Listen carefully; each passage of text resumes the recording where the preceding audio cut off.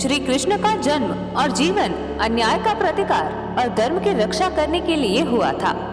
मथुरा के कारागार में जन्म लेना और जन्म के पश्चात ही आसुरी षड्यंत्रों से खुद का बचाव करना, बालपन में विविध भयंकर असुरों के साथ लड़के अपनी तेजस्विता और वीरता का परिचय देना, जन्म के तुरंत बाद ही एक छोटे बालक के स्वरूप में श्री कृष्ण ने कई संघर्षों का सामना किया। दूसरी ओर श्री कृष्ण की युवावस्था के समय सामाजिक और राजनीतिक अस्थिरता फैली हुई थी।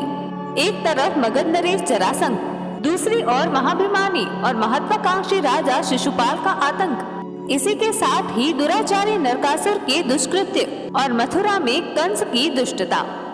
इन सभी दिशाओं में प्रयत्न करके सब कुछ व्यवस्थित करने के लिए भी श्री कृष्ण को किशोर अवस्था में भी काफी कुछ झेलना पड़ा।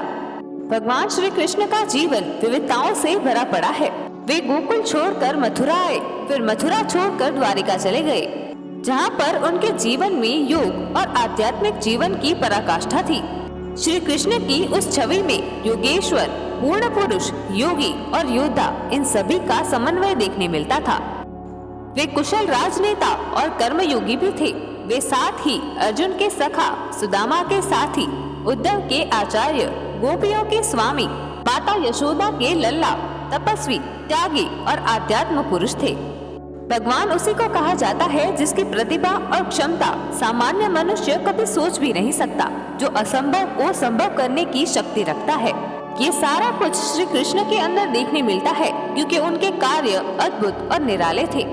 महाभारत के उस भीषण युद्ध के बीच उन्होंने अर्जुन को गीता का उपदेश दिया। ये एक अत्यंत ही महान कार्य था, क्योंकि युद्ध के मैदान में सम्यक ज्ञान का उपदेश देना अत्यंत ही दुष्कर कार्य है, परंतु श्री कृष्ण ने इसे भी संभव करके दिखाया।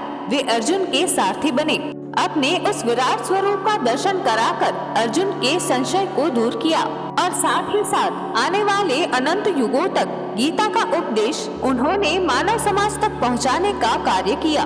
श्री कृष्ण की बातें, ज्ञान और उपदेश गीता जी में इतने सचोट है कि आज की किसी भी कठिन परिस्थिति में फंसा हुआ मनुष्य यदि गीता में अपने प्रश्न का उत्तर ढूंढता है तो वो उत्तर उसे हमेशा ही मिलता है।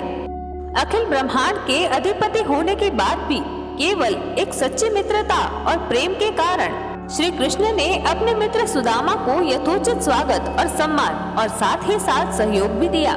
इतना ही नहीं बल्कि शांति प्रस्ताव के दौरान दुर्योधन के राजसी वैभव और स्वागत को छोड़कर वे विदुर जी के घर चले आए। महाभारत का युद्ध धर्म और अधर्म की ऐसी लड़ाई थी जिसने मानव समाज पर अपनी गहरी असर छोड़ी है। इस युद्ध में धर्म की जीत केवल और केवल श्री कृष्ण के आभारी है। उनके ना रहने पर महाभारत की या फिर इस दुनिया की कल्पना भी नहीं की जा सकती।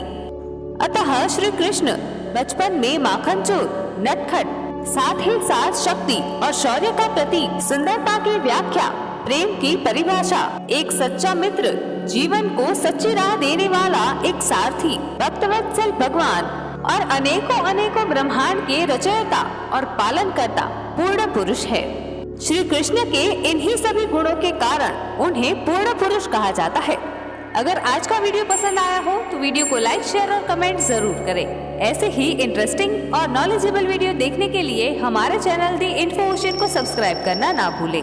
मिलते हैं नेक्स्ट वीडियो में, तब तक के लिए थैंक्स फॉर वॉचिंग।